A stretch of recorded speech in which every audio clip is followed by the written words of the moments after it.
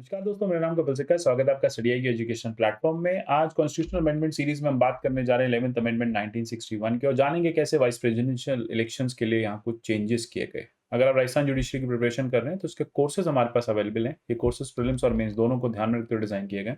इसके अलावा बाकी जुडिशियल एग्जाम्स के कोर्सेज भी अवेलेबल हैं जिन्हें आप अवेल कर सकते हैं। आप जितने भी मेरे वीडियोस आते हैं इन सबके पीडीएफ में टेलीग्राम चैनल @कपिल लाइव से डाउनलोड कर सकते हैं। आप मुझे @कपिल सिक्का ट्विटर हैंडल पे भी फॉलो कर सकते हैं। कॉन्स्टिट्यूशन अमेंडमेंट 11th अमेंडमेंट 1961 की बात करते हैं।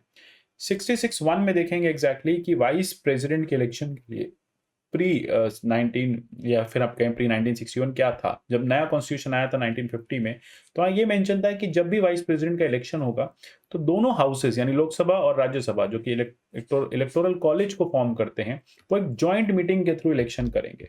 बाद में देखा गया कि बहुत इम्प्रैक्टिकल बात है ये, इस तरह की चीजें अननेसेसरी और हो नहीं पा रहा था। ज्वाइंट सिटिंग जो है वो पॉसिबल नहीं हो पा रही थी और प्रैक्टिकल डिफिकल्टीज आ रही थी ऐसी सिटिंग कराने में। इसलिए यहाँ पे कुछ अमेंडमेंट्स लाए गए। ये प्रपोजल किया गया कि हम यहाँ लिख देते हैं आर्टिकल 66 क्लॉज 1 में कि वाइस प्रेसिडेंट के इलेक्शन के लिए इलेक्टोरल कॉलेज के मेंबर्स बैठेंगे और वो मेंबर्स जो हैं वो दोनों हाउसेस से आएंगे। तो इतनी बात यहाँ पे लिख के ये चीज इंश्योर कर ली गई कि जब जब वाइस प्रेसिडेंशियल इलेक्शंस होंगे तब इलेक्टोरल कॉलेजेस के मेंबर्स का होना जरूरी है। वो एक साथ वोटिंग करे नहीं करे, यहाँ कोई ऐसा कंपलसरी क्लॉज नहीं था। साथ ही जैसे कि आपको पता है इलेक्टोरल कॉलेज की हम बात करें तो प्रेसिडेंट के इलेक्शन के लिए इलेक्टोरल कॉलेज अलग हो जाता है।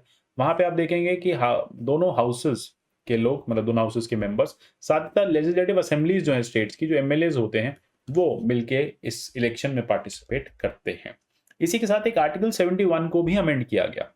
आर्टिकल 71 में यह था कि लेटस से हमें वाइस प्रेसिडेंट या प्रेसिडेंशियल इलेक्शंस कराने हैं और ऐसे समय में लोकसभा की कोई सीट वेकेंट है, राज्यसभा की कोई सीट वेकेंट है, या फिर अगर हम बात करें प्रेसिडेंट के इलेक्शंस की, किसी स्टेट असेंबली में अभी इलेक्शंस नहीं हुए हैं, ठीक है, वहां पे अभी प्रेसिडेंट रूल है, वहां पे लेजिस्लेटिव असेंबली डिसॉल्व है या काम नहीं कर रही है, तो फिर ऐसे में क्या प्रेसिडेंट इलेक्शंस हो पाएंगे या वाइस प्रेसिडेंट के इलेक्शंस ऐसे में हो पाएंगे?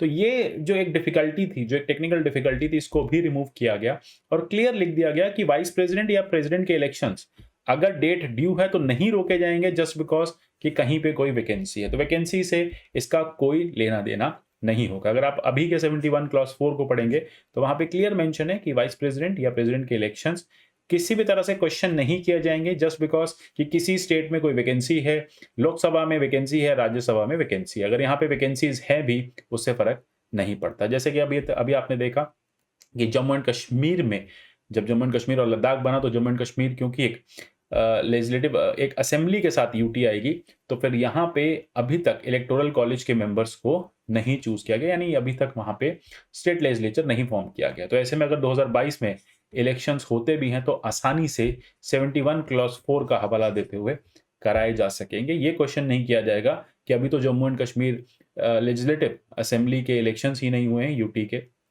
तो वहां पे आप इलेक्शंस नहीं करा सकते प्रेसिडेंट इलेक्शन के, ठीक है। तो ये चीज यहाँ पे क्लियर कर दी गई कि कोई भी वैकेंसी हो, मतलब कोई भी लेजिस्लेटिव असेंबली वेकेंट हो, किसी भी तरह की वैकेंसी हो, इलेक्शंस जो हैं यहाँ पे प्रेसिडेंट वाइस प्रेसिडेंट के होंगे। तो इतना ही जानना था इस सीरीज में, मतलब इस पर्टिकुलर अमेंडमेंट में। आशा करता हूँ टॉपिक आपको समझ में आएगा।